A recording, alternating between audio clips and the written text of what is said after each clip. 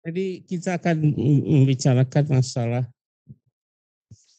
central nervous system. Seharusnya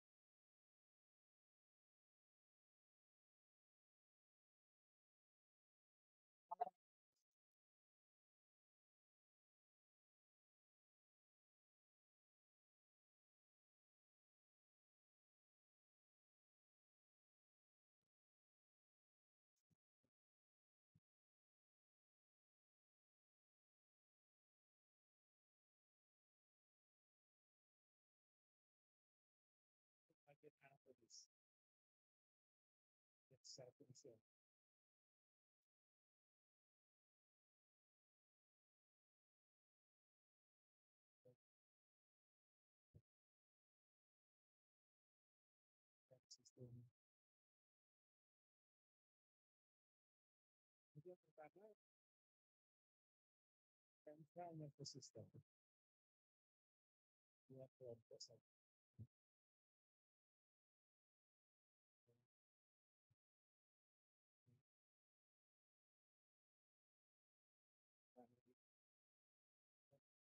Medula spinalis. Sebagai saraf perifer yang disebut Permisi, peripheral dokter. nervous system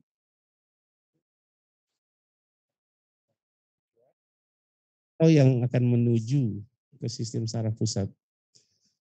Kalau yang akan menuju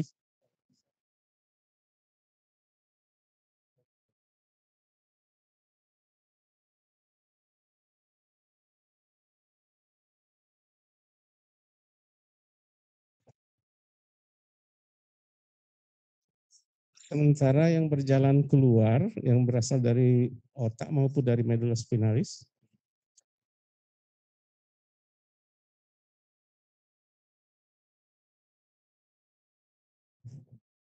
ya, bagi yang ikut Zoom apakah bisa mendengar ini? Bisa, dokter. Dokter. Mohon maaf dokter, suaranya agak terputus-putus dok dari Zoom. Dan bisa didengar. Kemudian sistem saraf perifer adalah serabut-serabut yang berjalan menuju ke sistem saraf pusat atau yang berasal dari sistem saraf pusat yang disebut sistem sensoris ya, yaitu yang tujuannya untuk mendeteksi lingkungan motorik.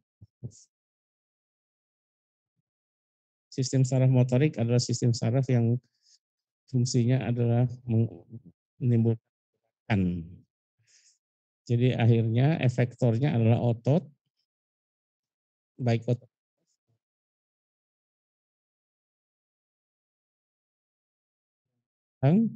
maupun kelenjar. Jadi sistem motorik itu efektornya hanya otot dan kelenjar. Itu bagian dari sistem saraf. Sementara yang kita bicarakan adalah sistem saraf pusat. Jadi yang kita bicarakan hanya otak dan medula spinalis. Ya, kalau kita lihat sebenarnya sel-sel yang menyusun otak dan medula spinalis ini, kalau kita lihat itu terdiri dari sel yang disebut neuron. Neuron ya, yang bentuknya sangat spesifik seperti ini, ada badan sel, kemudian ada tonjolan protoplasma, yang panjang disebut akson, yang ini, kemudian yang pendek-pendek yang berada pada badan sel ini disebut neurit.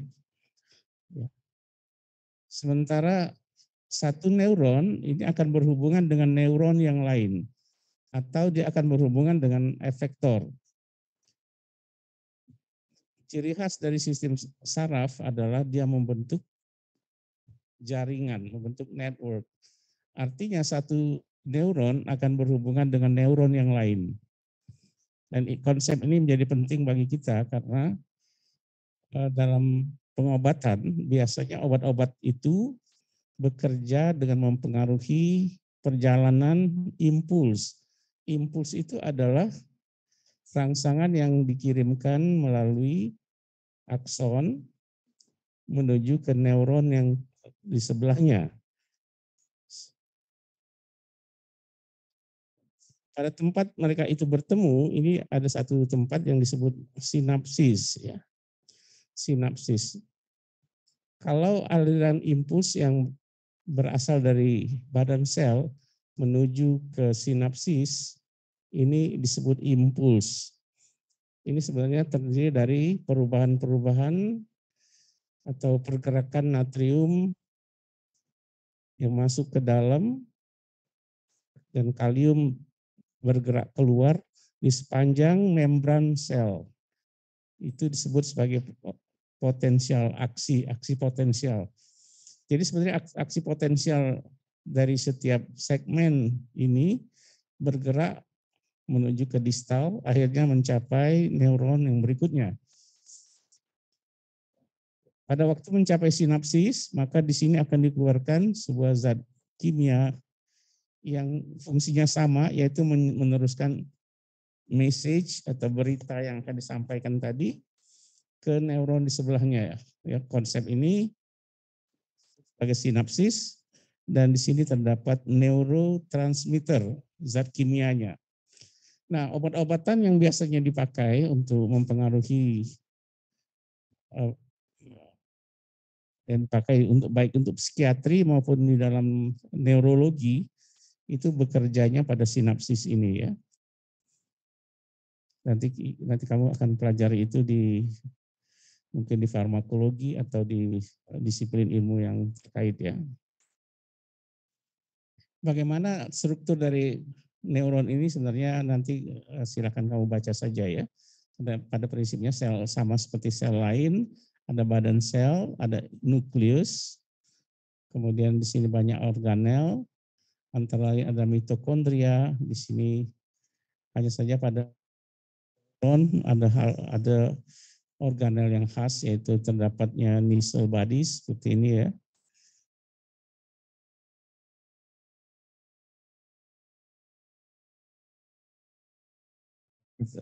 Aparatus Golgi di sini, aparatus Golgi yang fungsinya untuk menghasilkan protein dan sebagainya.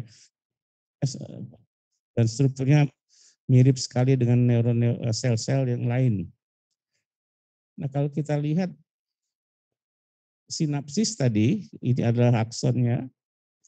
Ini aksonnya, kemudian berakhir dalam sebuah bangunan yang menggembung seperti ini disebut disebut butong ya. Butong itu artinya benjolan begitu ya.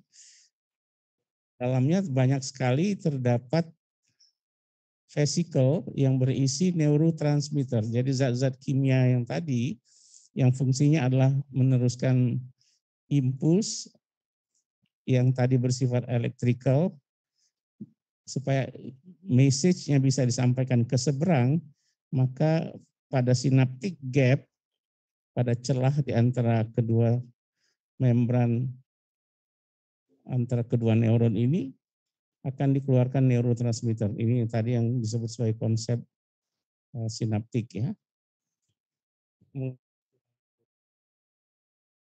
Vesicle ini disebut synaptic vesicles. Kemudian membrannya yang ini disebut pre-synaptic membrane dan ini adalah post. Di antaranya disebut synaptic cleft ya. Jadi neurotransmitter keluar dari vesicle ini kemudian masuk ke dalam synaptic cleft. Kemudian dia akan bekerja di sini ada reseptor di pada postsynaptic membrane. Reseptor ini akan meneruskan impuls lagi begitu. Kalau neuron di seberangnya ini ada sebuah neuron yang lain, maka neuron ini akan meneruskan impulsnya sama seperti yang tadi. Biasanya sinaptik itu bisa bersifat akson dendrit, hubungan antara akson dengan dendrit, misalnya seperti ini. Kemudian impulsnya akan menjalar ke sini, kemudian diteruskan ke neuron yang berikutnya, dan seterusnya. Sistem saraf sebenarnya hanya dibangun oleh jaringan-jaringan seperti ini. Oke, ini secara histologi. Sekarang kita lihat struktur dari otak sendiri. Secara garis besarnya, otak itu dibagi dalam 4 bagian besar ya. Pertama yang disebut cerebrum, itu bagian yang paling besar, yang bagian yang bisa kita lihat dari luar. Kemudian di bawahnya sedikit ada diencephalon yang terdiri dari talamus dan hipotalamus. Kemudian ada tangkainya. Ada tangkainya. Jadi kalau ini adalah cerebrum tadi, kemudian ini ada tangkainya memegang sampai ke dalam situ. Tangkai ini disebut brainstem ya. Brainstem. Sementara di ujung brainstem ini di sini tadi ada diencephalon. Diencephalon itu terdiri dari talamus dan hipotalamus. Hipotalamus barangkali sudah kenal ya. Hipotalamus ini bagian yang mengatur sistem endokrin.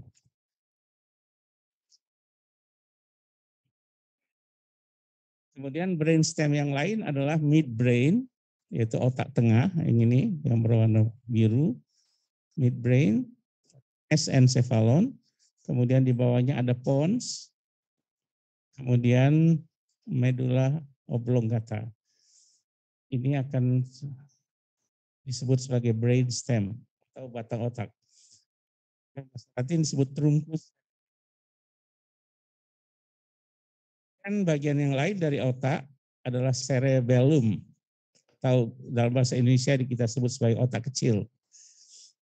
Ini sebenarnya gambaran dari otak secara umum. Kalau kita lihat secara gross, maka yang bagian luar ini terdiri dari lipatan-lipatan yang disebut sebagai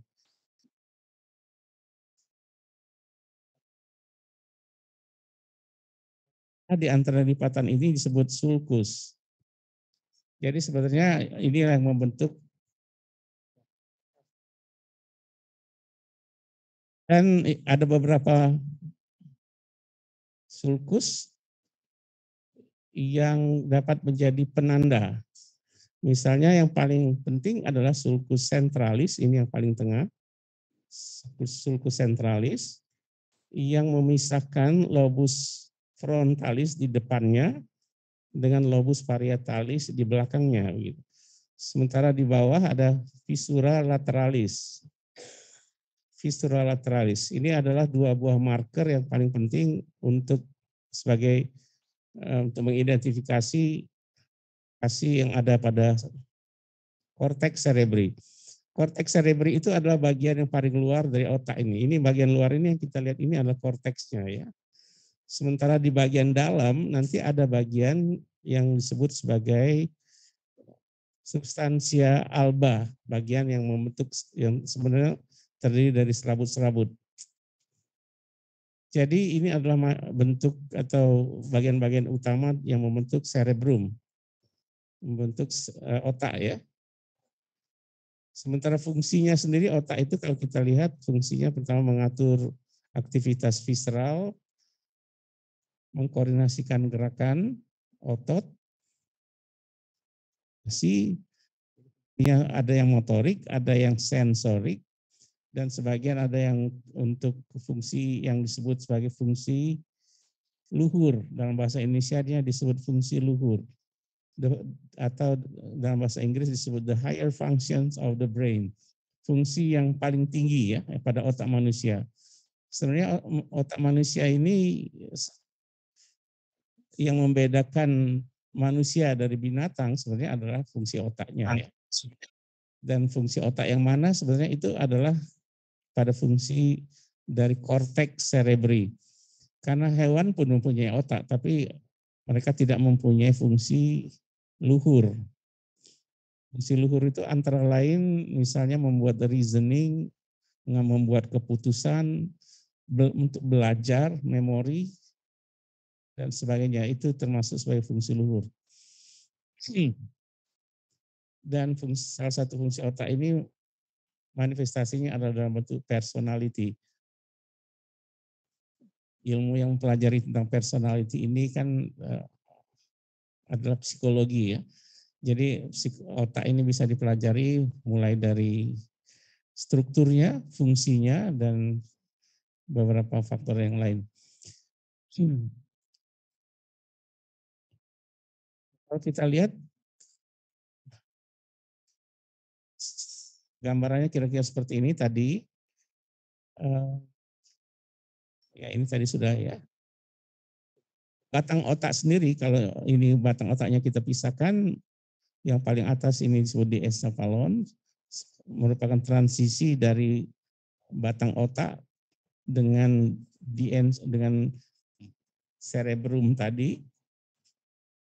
Kemudian di bawahnya ada mesencephalon atau midbrain, kemudian ada pons, kemudian ada medulla oblongata ya. Ini adalah bagian-bagian dari batang otak. Fungsinya seperti ini, fungsi utamanya dari talamus atau diencephalon. Diencephalon ini dibagi menjadi dua tadi, talamus dan hipotalamus ya. Talamus sendiri berfungsi untuk sebagai relay station. Jadi dia menerima atau yang menuju atau berasal dari korteks. Jadi kalau kita gambarkan di atas ini ada korteks, bagian dari hemisferium cerebri tadi, terdapat neuron-neuron yang aksonnya akan berjalan ke bawah. Sebagai contoh, kalau korteks itu adalah korteks motorik, maka neuron dari korteks itu akan turun ke bawah, menyampaikan impuls yang tujuannya adalah menggerakkan otot gitu. Dan dalam perjalanannya mereka harus melalui talamus. Jadi talamus ini ada tempat relay. Demikian juga untuk sistem sensorik. Sistem sensorik itu berasal dari perifer, bermula dari sebuah reseptor, misalnya di kulit ada reseptor nyeri, ada sesuatu rangsangan pada kulit, menimbulkan nyeri,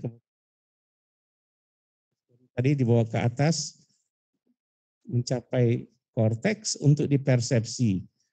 Nah, dalam perjalanan dia harus melalui talamus juga. Jadi talamus ini menjadi penting, kita ketahui karena dia merupakan tempat relay.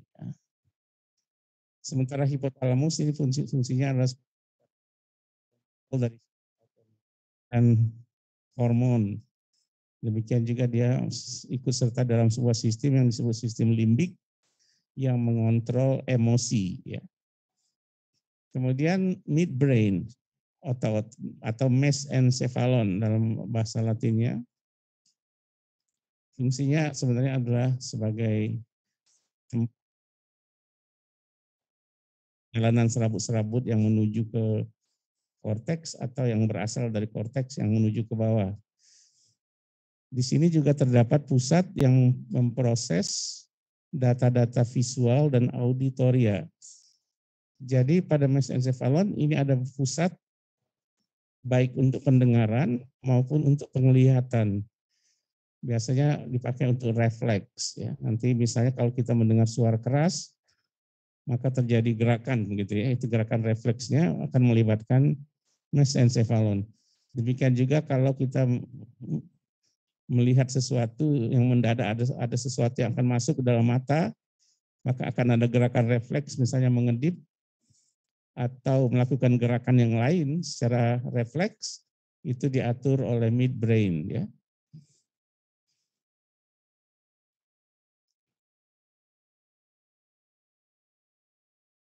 Pons di sini juga merupakan pusat relay untuk sistem sensorik yang akan melibatkan cerebellum dan thalamus. Juga secara subconscious mengatur gerakan-gerakan motorik yang tidak disadari ya, motorik yang berasal dari alat-alat visceral. Kemudian yang salah satu lagi yang paling bawah adalah medulla oblongata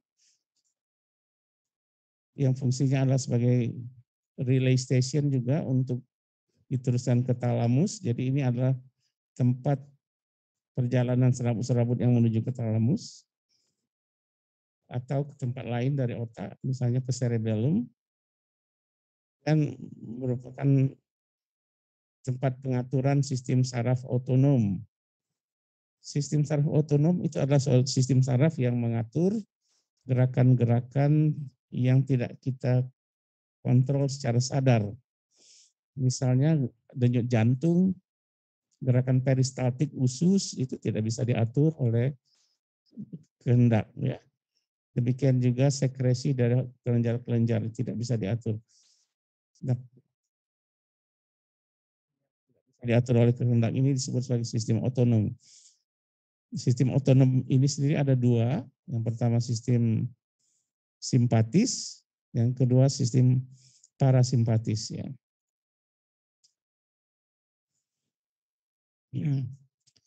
Nah, kalau kita lihat review-nya, kira-kira cerebellum itu seperti ini tadi ya. Secara anatomi maka yang kita sebut sebagai cerebrum ini, bagian yang besar ini, dibagi di dalam lobus. Lobus yang dibatasi oleh sulcus atau visura tadi. Sebagai contoh yang dari sisi lateral kita bisa melihat ada sulcus centralis ini dan visura lateralis di bawah. Dan di depan dari sulcus centralis ini terdapat lobus frontalis. Di belakangnya terdapat lobus parientalis. Gitu.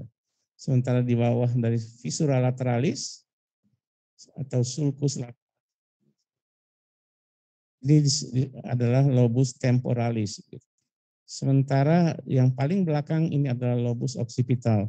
Jadi cerebrum ini dibagi menjadi, ada yang membaginya menjadi 5, ada yang menjadi 6 ya.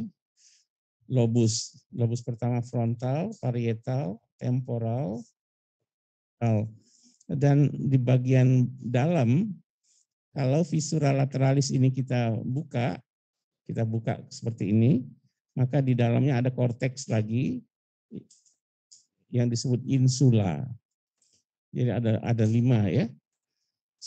Ada yang membagi lagi untuk di bagian medial, ada yang menyebutnya sebagai lobus limbicus. Tapi yang paling penting bagi kita adalah mengetahui bahwa cerebrum itu dibagi dalam lobus-lobus.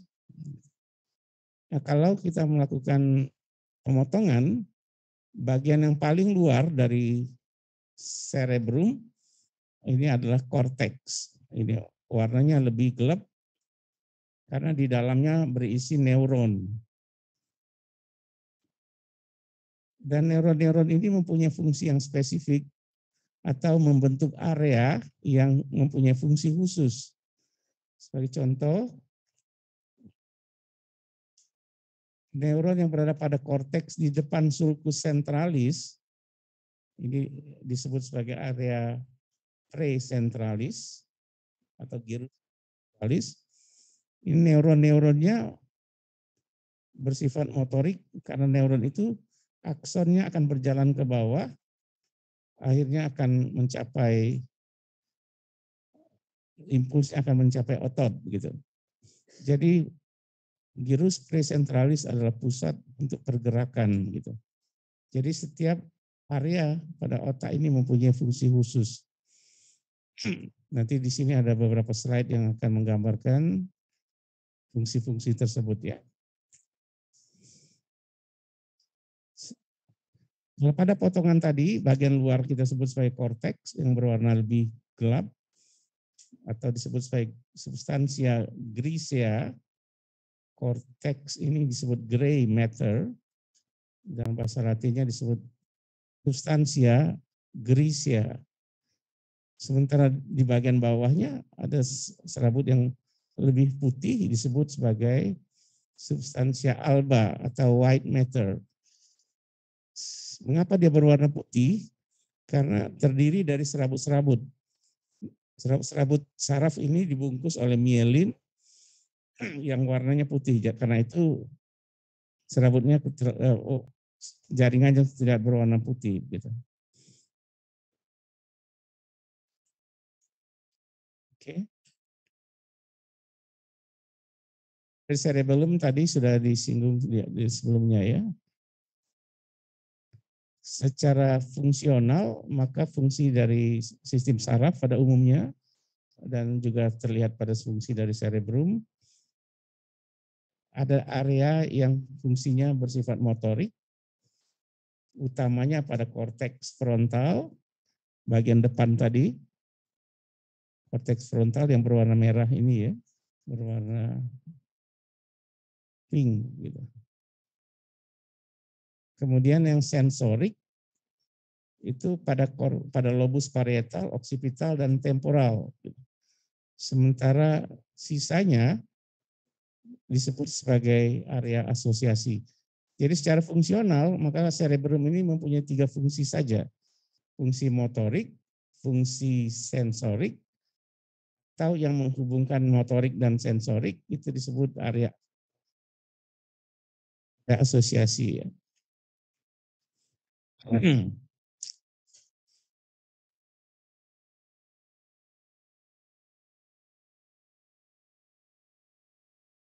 Beberapa review dari fungsi dari korteks tadi ya. Dan ini sebagian perlu kamu hafal ya. Karena ini adalah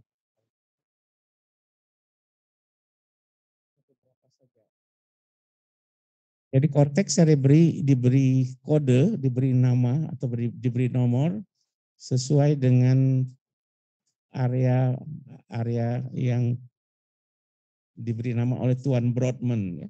Karena itu angka-angka ini disebut sebagai angka dari Brodmann. Sebagai contoh, gyrus presentralis tadi yang berada di depan sulcus centralis ini yang fungsinya adalah motorik, ini disebut sebagai area 4. Sementara di belakang sulcus centralis areanya 2, 1, 3 ya. Area 2, 1, 3. Yang bersifat sensorik. Jadi persepsi dari semua impuls yang datang dari kulit, dari otot, dari manapun diinterpretasi.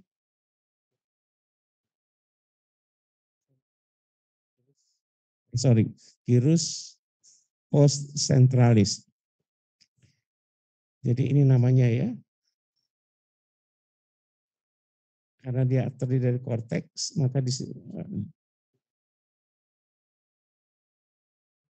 korteks misalnya. Neuron yang akan mempengaruhi pergerakan otot berasal pada korteks ini. Demikian juga pada area-area yang lain. Jadi area yang pertama harus kita ingat adalah area 4 ya. Area 312 sensorik. Kemudian area 17, 18, 19 karena dia bersifat visual. Kemudian area 44 dan 45 ini area Broca. Ini penting sekali karena disinilah area yang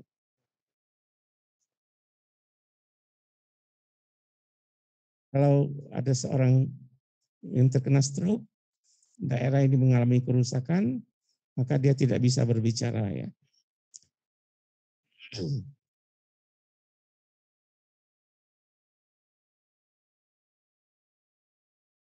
Karena untuk pengecapan ini adanya di korteks gustatory yang letaknya berada di dalam insula. Insula tadi kan korteks yang berada di dalam visura lateralis. Ini mesti dibuka untuk melihat insula ya. Sementara ada beberapa lagi daerah yang penting yaitu area Wernicke yang fungsinya adalah untuk memahami apa yang kita lihat, apa yang kita dengar. Jadi sumber perbendaharaan kata-kata kita itu adanya di sini. Pusat pengertian area Wernicke.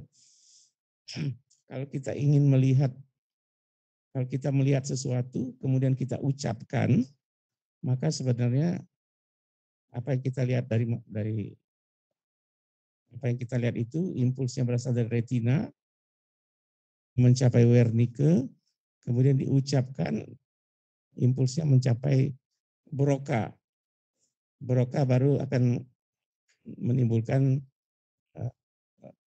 suara ya, menimbulkan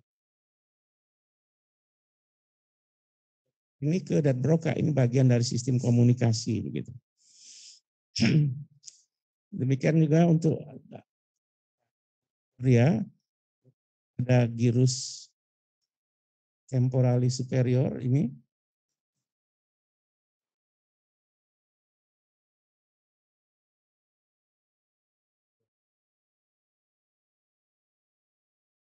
begitu. Jadi beberapa area yang penting bagi kita, pertama area motorik tadi, kemudian area sensorik, somatik, somatosensorik, yaitu daerah 312, kemudian visual 17, 18, 19, kemudian auditori 42, 40, 41, kemudian ada juga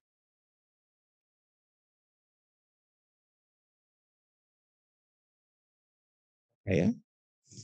Sementara Wernicke areanya adalah 39 dan 40 begitu. Jadi area Wernicke ini area Brodmann, klasifikasi Brodmann ini ada 52 totalnya. Tetapi tidak usah semuanya dihafal ya. Yang perlu kita hafal hanya yang perlu saja. Nah, salah satu fungsi korteks pada manusia adalah menghasilkan fungsi luhur tadi ya. Fungsi luhur, memori, kemudian membuat keputusan dan sebagainya. Itu dilaksanakan oleh sebuah daerah yang paling penting di korteks frontalis yang disebut dengan prefrontal cortex. Prefrontal cortex inilah yang membedakan manusia dari hewan. Ya. Jadi kalau burung bisa bernyanyi, tetapi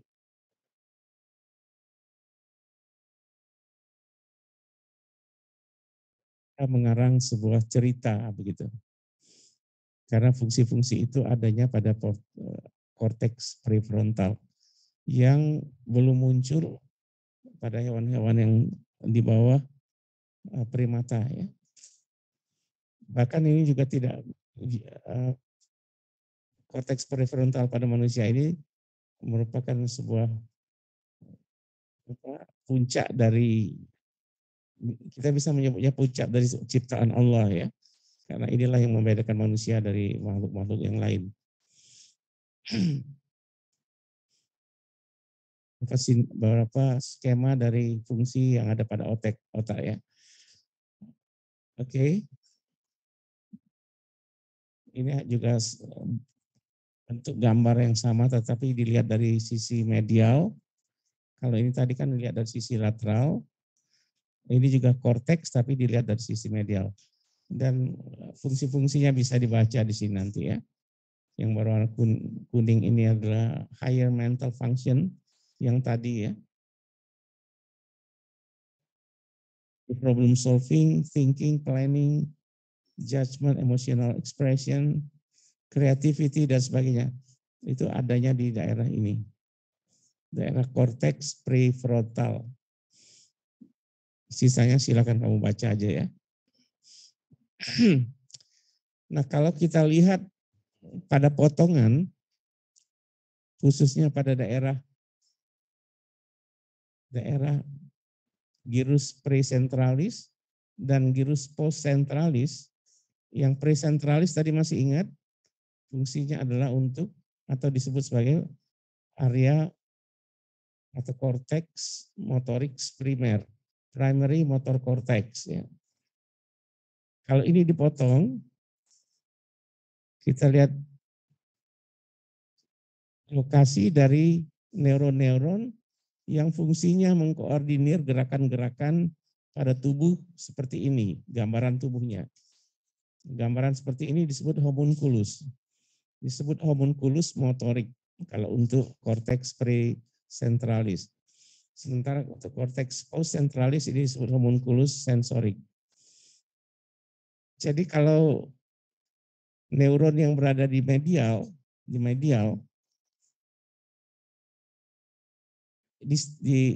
distimulasi, maka akan terjadi gerakan pada daerah-daerah tungkai bawah. Sementara kalau ke arah lateral, kita melihat sebetulnya area-area yang dikuasainya adalah daerah-daerah muka sampai ke lidah ya. Nah, mapping motorik ini disebut sebagai homunculus motorik.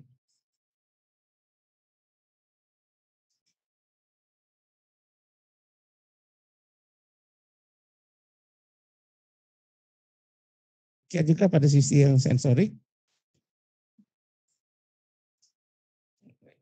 yaitu pada area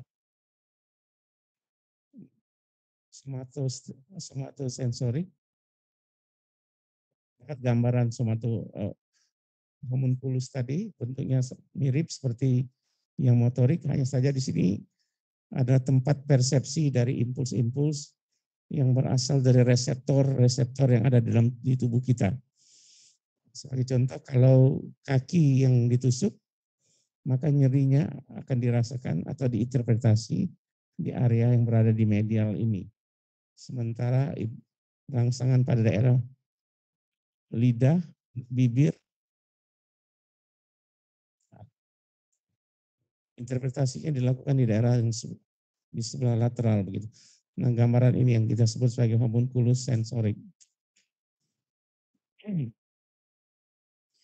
Kalau tadi kita membicarakan tentang korteks, itu bagian paling luar dari cerebrum. Kalau kita lihat di bagian dalam, ini kita lihat di sini gambarannya, serabut-serabut saraf tadi membentuk sebuah jaringan yang berwarna putih yang disebut sebagai white matter atau substansia alba yang pada hakikatnya adalah serabut-serabut saraf ya. Secara fungsional ada 3 macam serabut-serabut yang ini. Yang pertama disebut serabut asosiasi, yaitu serabut-serabut yang menghubungkan satu daerah dengan daerah yang lain dari hemisfer yang sama. Jadi kalau kita perhatikan, cerebrum itu terdiri dari 2 buah hemisferium. Hemisferium artinya separuh ya. Jadi ada yang kiri, ada yang kanan. Gitu. Kalau serabut-serabut itu menghubungkan area-area yang berada pada hemisferium yang sama, maka dia disebut sebagai serabut asosiasi. Sementara kalau dia menghubungkan dari daerah yang sama pada kedua hemisfer, dari kiri dan kanan, disebut serabut komisura. Sementara kalau dia menghubungkan ke tempat yang lebih jauh, ini disebut serabut proyeksi. Serabut proyeksi ini bisa bersifat ascending, berasal dari perifer, naik ke atas, atau bersifat descending, yang berasal dari korteks, turun ke bawah, untuk menuju ke efektornya. Jadi serabut-serabut substansi alba ini terdiri dari asosiasi, komisural, dan proyeksi. Ya. Dan serabut-serabut ini sekarang bisa dipotret menggunakan magnetic resonance. Ya. Jadi ada teknologi serabut tersebut. Jadi kalau ada serabut yang rusak, itu bisa ketahuan di mana daerahnya.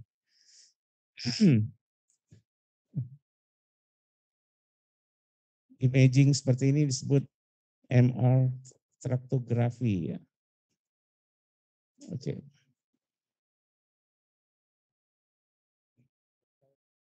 Tadi mengenai korteks atau korteks cerebri atau hemisferium. Sekarang kita lihat di encephalon. Di encephalon itu bagian yang dalam ya. Di encephalon terdiri dari talamus dan hipotalamus, dan ada sebagian kecil yang disebut sebagai epitalamus. Masing-masing mempunyai fungsi khusus. Talamus adalah relay station yang tadi pintu gerbang masuk atau keluarnya serabut yang menuju atau berasal dari otak, dari korteks. Hipotalamus kan sebagai fungsi saraf otonom, dan yang kedua tadi sebagai pusat pengaturan hormon. Dan epitalamus ini sebuah bagian yang menghasilkan melatonin. Ya. Melatonin itu penting untuk memulai tidur. Jadi kalau kita tidur, memulai tidurnya itu sebenarnya karena dikeluarkannya hormon melatonin. Dan melatonin ini baru dikeluarkan apabila mata ada cahaya ya. Karena itu secara fisiologis yang paling baik tidur itu adalah dengan mati lampu begitu ya. Karena pada waktu mati lampu maka epitalamus akan mengeluarkan melatonin, dan melatonin akan memicu atau menginduksi terjadinya tidur. Jadi di encephalon posisinya ada di sini. Ini yang berwarna biru, yang berwarna coklat.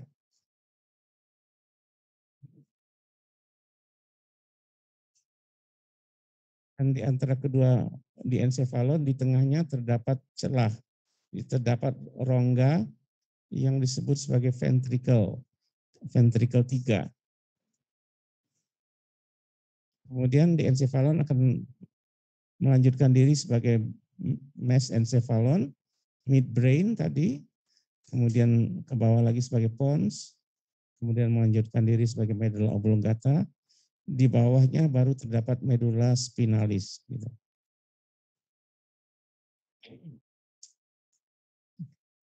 Ya. Gambar ini barangkali tidak perlu ya, karena ini hanya menggambarkan nukleus-nukleus yang berada di talamus. Sebenarnya ada 4 nukleus yang penting yang perlu dipelajari.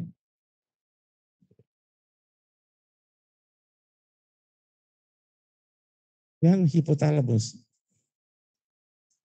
Hipotalamus itu bagian yang sebelah ventral dari talamus. Di sini terdapat beberapa area yang masing-masing area itu mempunyai fungsi khusus. Nah, nanti fungsi-fungsinya nanti silakan kamu baca di sini ya. Kemudian midbrain, mesencephalon. Di sini terdapat pusat dari nervus 3 dan nervus 4. Dan di dalam, di atapnya celah yang merupakan lanjutan dari ventricle 3 yang disebut sebagai cerebral aqueduct, ductus atau disebut sebagai ductus sylvii. Aqueduct. Fungsinya sebenarnya adalah seperti tadi sebagai pusat refleks visual ataupun auditoris. Terdapat sebuah nukleus yang penting kita ketahui, yaitu nukleus rubrum dan substansia nigra. Substansia nigra ini kalau mengalami gangguan, maka orang ini akan mengalami Parkinson, penyakit Parkinson.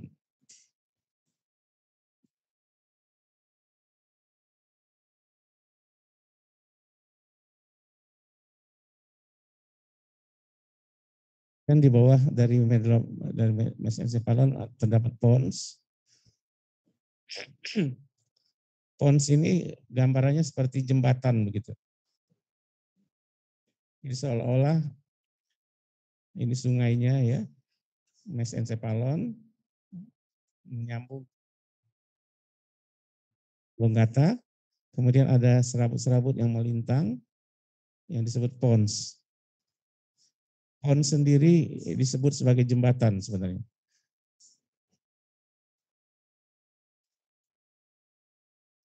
Fungsinya di sini terdapat pusat-pusat yang mengatur pernafasan, ya, dan juga sebagai daerah relay dari dan menuju ke medulla oblongata dan juga akan menuju cerebellum begitu.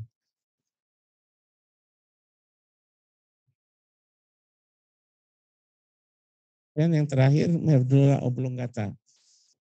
Medulla oblongata ini menjadi penting karena di sini terdapat beberapa pusat yang mengatur fungsi vital. Misalnya untuk sistem kardiovaskuler, sistem vasomotor, dan sistem respiratori, pusatnya berada di medulla oblongata. Karena itu kerusakan pada medulla oblongata ini fatal ya.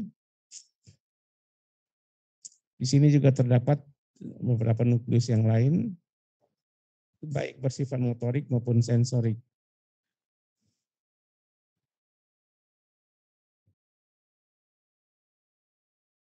Dan ada lagi satu sistem yang disebut formasio retikuler, yaitu yang berada di bagian dalam, bagian tengah dari batang otak tadi. Fungsi utamanya adalah untuk mengatur kesadaran. Bagian yang naik ke atas ini disebut reticular activating system. Activating system, mengatur kesadaran, mengatur proses bangun dan tidur. Jadi mengapa seseorang itu tiba-tiba bisa kehilangan kesadaran, itu kalau fungsi sistem RAS, reticular activating system ini terganggu. Contohnya pada keadaan trauma, ada seseorang jatuh atau trauma pada kepala, terjadi gangguan pada sistem RAS, maka dia akan kehilangan kesadaran.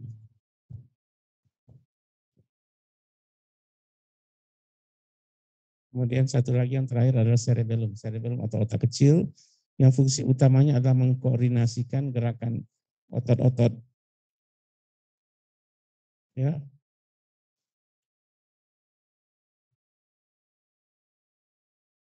Penting untuk pengaturan balance, pengaturan keseimbangan. Walaupun juga terlibat di dalam proses emosional dan juga bersifat diduga juga mempunyai sifat atau fungsi sensorik, tapi fungsinya utamanya adalah mengatur gerakan atau mengkoordinasi gerakan-gerakan otot. Karena itu dia penting di dalam proses mempertahankan postur. Mengapa kita bisa berdiri, duduk sambil berdiri tegak seperti ini? Ini karena cerebellumnya berfungsi dengan baik ya. Kalau mereka yang terganggu fungsi cerebellumnya, maka posturnya akan berubah. Gitu. Cara berjalannya juga akan mengalami perubahan. Itu ada bagian-bagian dari sistem saraf dari cerebrum tadi. Kemudian otak itu karena fungsinya sangat penting, maka dia membutuhkan proteksi.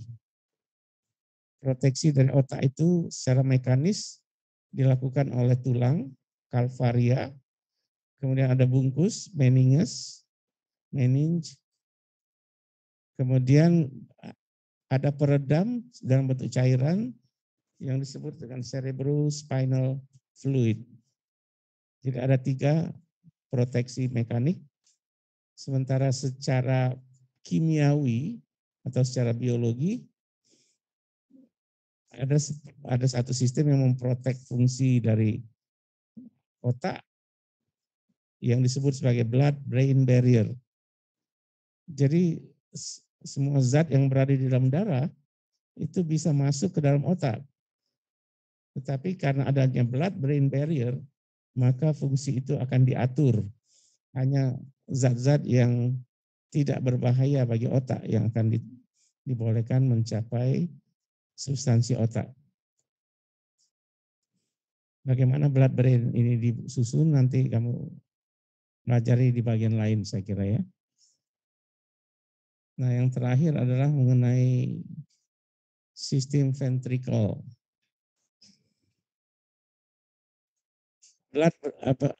Liquor cerebrospinal tadi itu dihasilkan oleh pembuluh darah yang berada pada atap dari ventricles.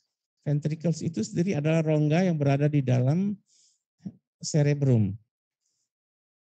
Terdiri dari ventricle lateral yang berada di dalam hemisferium, kemudian ventricle 3 yang berada di antara talamus, kemudian aqueductus yang berada di mesencephalon, cerebral aqueduct, dan yang terakhir adalah ventricle 4 yang berada di bagian dorsal dari pons dan medulla oblongata.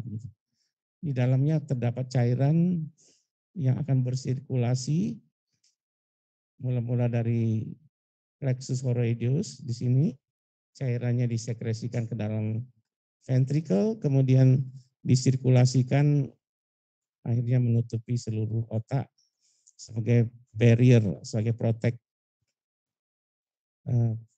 untuk proteksi dari otak secara mekanis. Ya. Ini gambar yang lain seperti itu. Oke ya. Itu adalah mengenai cerebrum. Jadi itu adalah informasi yang sangat ringkas tadi ya. Ya mungkin tidak akan bisa kamu pahami dengan cepat ya. Karena memang konsep ini sebenarnya sangat luas ya. Membutuhkan pemahaman yang sedikit demi sedikit harusnya. Tapi karena kita mempunyai 1 kali pertemuan saja, maka saya mengerti bahwa kalian akan bingung ya. Saya tadi waktu ingin memberikan kuliah seperti ini juga bingung ya.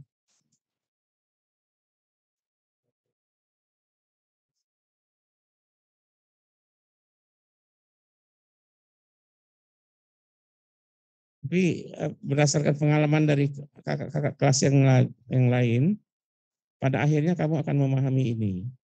Karena nanti di bagian-bagian yang terkait, misalnya di bagian neurologi ini akan kamu dapatkan lagi. Hanya saja di sana dikaitkan dengan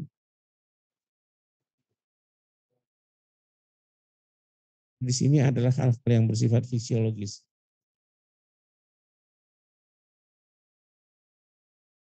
Kalau tadi itu adalah tentang otak, maka di bawahnya selanjutnya kita akan bicarakan mengenai struktur dari spinal cord ya, medulla spinalis. Yang pada prinsipnya juga sama saja. Di dalam medulla spinalis juga terdapat jaringan saraf yang notabene berisi neuron-neuron yang membentuk jaringan tadi, membentuk network. Hanya saja pada spinal cord tentu saja karena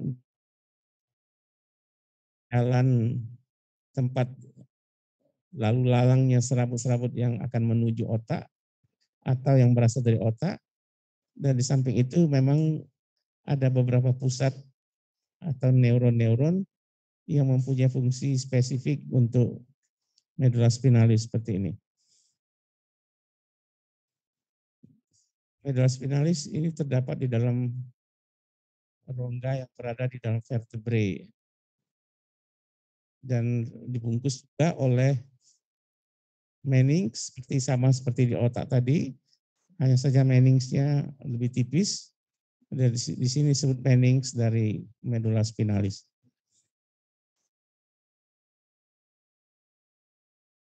Ada potongan melintang. Gambaran medula spinalis itu sangat khas seperti ini. Bagian yang dalam berwarna lebih gelap disebut substansia grigia atau gray matter di sini. Sementara di luarnya dikelilingi oleh substansia alba atau white matter. Seperti tadi barangkali kalau masih ingat, gray matter itu berisi neuron, sementara white matter adalah berisi serabut-serabut. Dan di bagian tengahnya juga terdapat central kanal, canalis centralis, yang sebenarnya merupakan lanjutan dari sistem ventricle yang ada di otak tadi.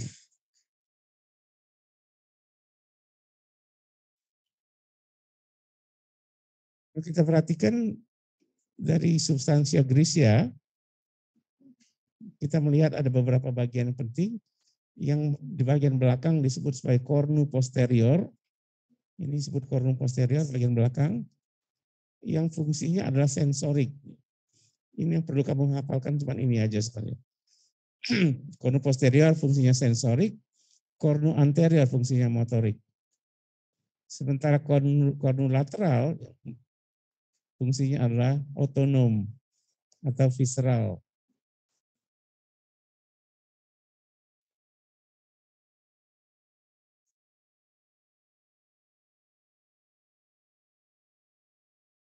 Di dalam medula spinalis itu terdapat serabut-serabut yang berjalan ke atas dan ke bawah. Yang berjalan ke atas disebut ascending tracts. Fungsinya adalah mengalirkan impuls sensorik ke otak. Sementara yang berjalan turun disebut descending tracts, yang fungsinya adalah bersifat motorik. Yaitu impuls berasal dari otak, ditujukan untuk mencapai neuron motorik, akhirnya mencapai otot dan kelenjar. Nah, setiap mempunyai nama ya. Dan sebenarnya ini yang kalau dulu ujian neuroanatomi ini jadi menjadikan neuroanatomi itu sulit adalah karena namanya terlalu banyak ya. Dan fungsinya begitu ya. Walaupun ada beberapa cara untuk mencoba menghafalnya.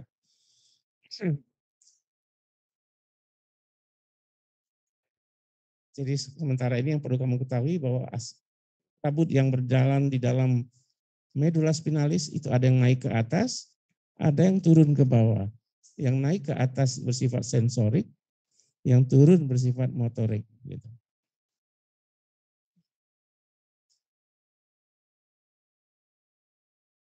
Tadi ascending tracts, namanya salah satunya adalah fasciculus cuneatus, membawa serabut-serabut, membawa impuls, sentuhan yang halus, rasa tekan, gerakan, dan serabut-serabutnya mengalami penyilangan di medula oblongata. Coecus ini membawa impuls nyeri, temperatur, dan nyeri raba kasar. Dalam perjalanannya, serabut-serabut ini menyilang pada segmen di mana dia masuk. Cerebellar, ini juga ascending. Fungsi utamanya adalah untuk mengatur gerakan, ya, mengkoordinasikan gerakan. dan cerebellum. Bagaimana memberi nama dari traktus-traktus ini? Sebenarnya sebagian besar menggunakan nama dari mana dia datang. Kalau namanya traktus spinothalamicus, pasti kita tahu bahwa traktus itu berasal dari spinal, dari medulla spinalis, dan berakhir di thalamus. Kalau spinocerebellar berasal dari medulla spinalis, berakhir di cerebellum. Karena cerebellum fungsinya adalah untuk mengkoordinasikan gerakan, ya pasti serabut ini akan terlibat dalam koordinasi gerakan begitu. Jadi ada beberapa cara untuk mencoba memahami berdasarkan namanya ya. Nah kalau untuk sistem saraf yang sensorik sendiri, lagi dalam tiga rangkaian neuron. Yang rangkaian pertama berasal dari reseptor yang ada pada kulit, contohnya ini dorsalis atau root ganglion di sini. Ini ordo pertama.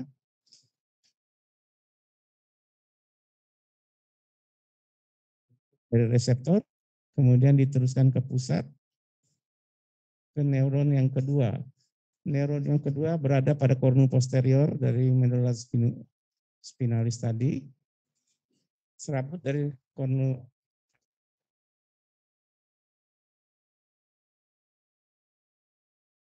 ya, spinothalamicus. Kemudian rangkaian yang ketiga adalah neuron yang berada.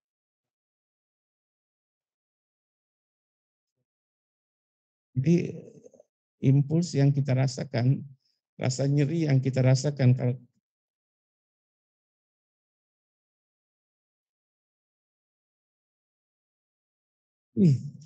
dan dalam perjalanannya ini bisa dimodifikasi. Artinya rasa nyeri tadi bisa dihilangkan kalau impuls yang menuju ke persepsi ini ditekan menggunakan obat-obatan anestesi sebagai contoh ya. Jadi kalau ada luka, supaya pada waktu penjahitan tidak terasa sakit, maka kulit di tempat luka itu diblok dengan obat anestetik sehingga impuls nyeri tadi tidak bisa mencapai korteks dan tidak bisa dirasakan sebagai rasa nyeri. Ya. Kalau konsep descending tract ini tadi kan bersifat motorik ya. Serabut-serabut utamanya yang pertama disebut kortikospinal. Kortikospinal. Kalau dari namanya kita tahu berasal dari korteks, berakhir pada medulla spinalis. Fungsinya adalah mengatur gerakan-gerakan yang volunteer dari otot-otot skelet. Nah, yang khas dia mengalami penyilangan di daerah medulla oblongata. Crossing yang disebut sebagai decussatio piramidal. Karena itu otak sebelah kanan, korteks di sebelah kanan, ini akan mengontrol gerakan di sebelah kiri. Ada persilangan seperti itu. Kalau ada seseorang kena stroke, terjadi kerusakan di daerah otaknya di sebelah kanan, maka yang terjadi kelumpuhan adalah otak sebelah atau tubuh sebelah kiri. Itu disebut sebagai hemiplegia atau hemiparesis. Jadi contohnya pada mereka yang terkena stroke. Traktus descending yang kedua adalah retikulospinal. Ini bersifat ekstra piramidal. Kalau kortikospinal tadi disebut sebagai traktus piramidal atau direct, sementara kalau retikulospinal dan rubrospinal ini bersifat ekstra piramidal dan indirect. Indirect artinya dia akan tidak yang lain. Gitu. Kalau kita lihat secara praktis, maka neuron-neuron yang menyusun traktus descending ini dipisahkan menjadi dua saja, yaitu pertama yang disebut upper motor neuron, yaitu yang berada pada korteks motorik tadi. Korteks motorik kalau masih ingat tadi area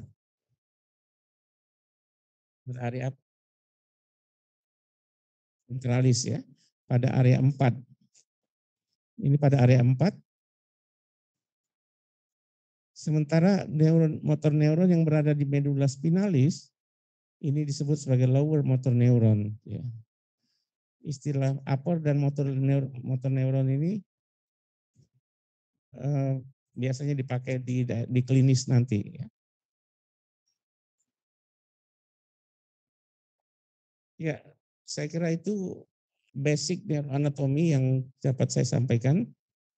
Jadi pada prinsipnya sistem saraf itu hanya dua saja. Sistem saraf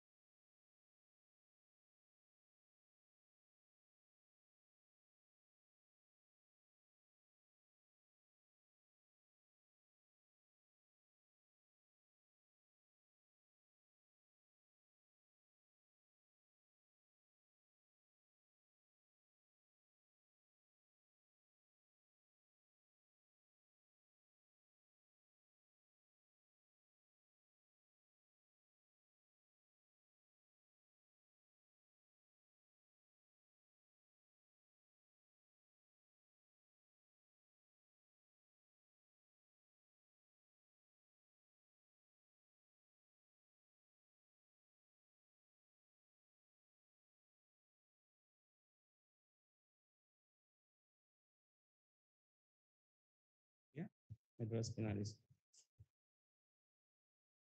Setiap bagian-bagian itu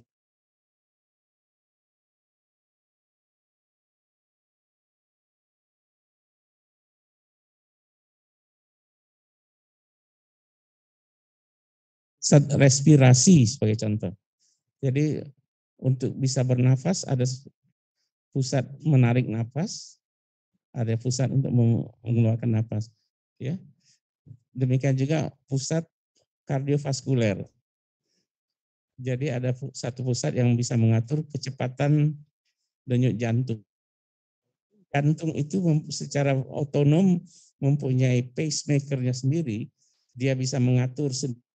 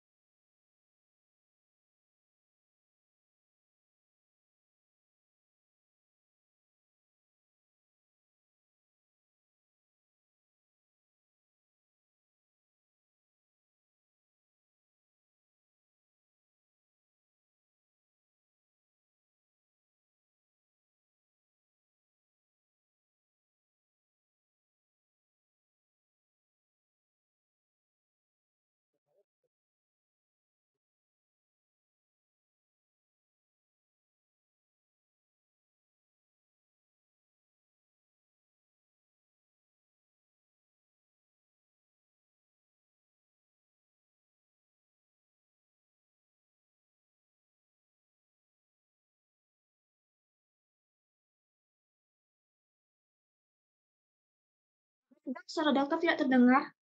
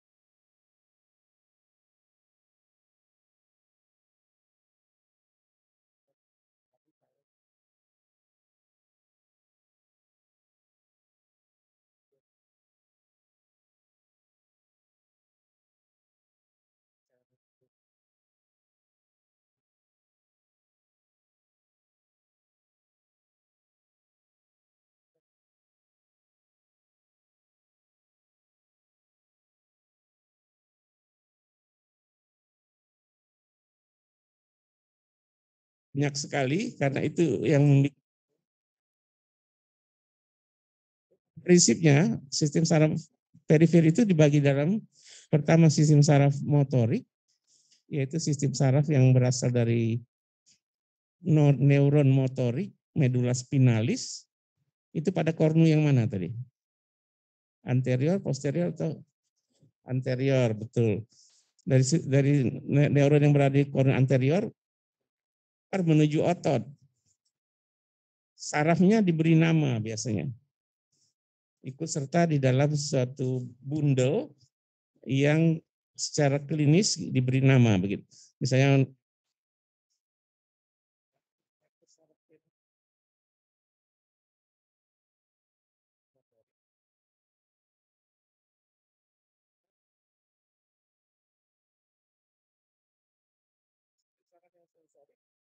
klik, yaitu berasal dari reseptor yang ada di perifer, baik itu di kulit,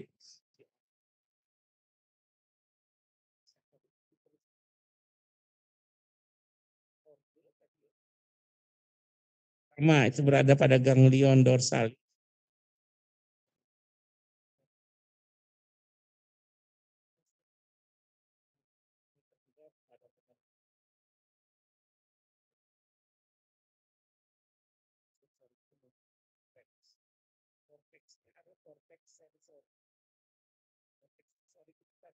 Pertama area 312 untuk sistem sensorik yang berasal dari tubuh atau somatosensorik. Kalau berasal dari visual, area 17, 18, 19. Kalau area untuk auditoria, pendengaran, 41, 42. Kemudian kalau untuk pengecapan, pada 39.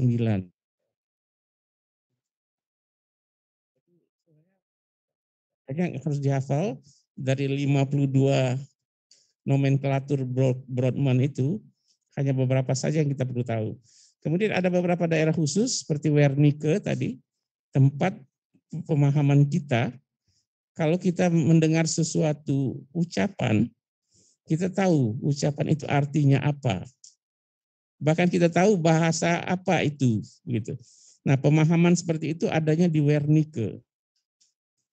Sementara kalau pemahaman itu ingin diucapkan, maka impulsnya dikirim ke Brodmann yang berada di lobus frontal tadi, area Brodmann di depan.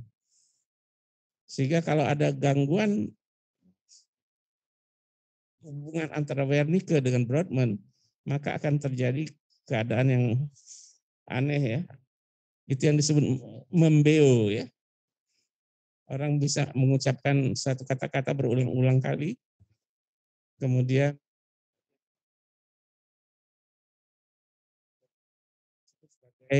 gangguan pada komunikasi atau disebut afasia ya. Afasia tidak bisa Afasia. Kalau afasia kerusakannya pada Brodmann disebut pada Broca itu disebut afasia motorik dan sebagainya. Jadi itu nanti secara khusus dipelajari di bagian neurologi begitu. Keadaan-keadaan yang patologis ya. Sementara yang tadi kita bicarakan adalah hal-hal yang fisiologis.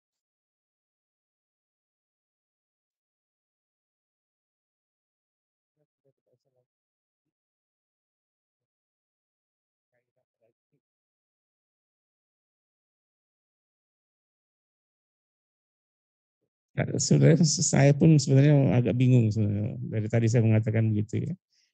Karena harusnya kita memberikan ini bit by bit ya. Sepotong-sepotong. Biasanya kuliahnya dimulai dengan korteks cerebri dulu.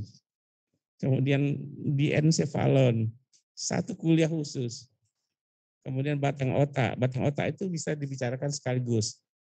Kemudian medula spinalis. Medula spinalis itu mungkin ada 2 atau 3 kali kuliah begitu.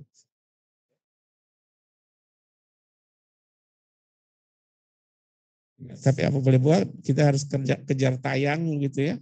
Dan pengalaman saya beberapa tahun ini memang saya perhatikan setelah mencapai bagian neurologi, bagian saraf atau bagian psikiatri, pada akhirnya bagian-bagian yang memang perlu diketahui sebagai seorang dokter, akhirnya diketahui juga ya. Karena memang pada waktu itu yang diajarkan adalah gangguannya ya. Sementara kalau kita mempelajari neuroanatomi,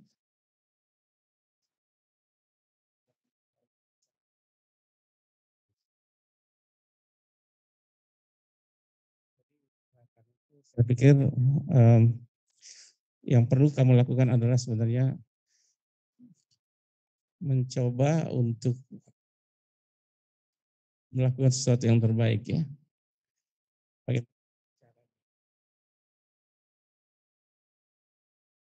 Dan sebagainya. Tapi pada akhirnya saya yakin bahwa kamu akan bisa ya. Ya. Saya kira kita tutup di sini ya.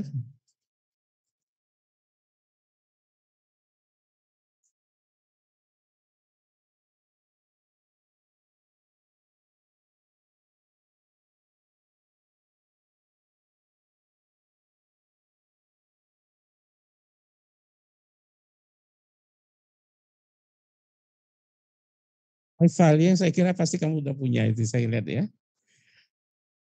Bahkan itu barangkali lebih lengkap ya. Ya, dengan demikian saya tutup ya.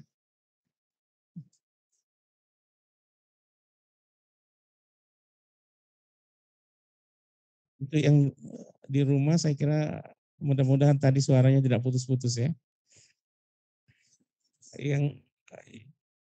Yang secara langsung saja tidak bisa mengerti ya, apalagi yang di luar ya. Oke, saya leave ya.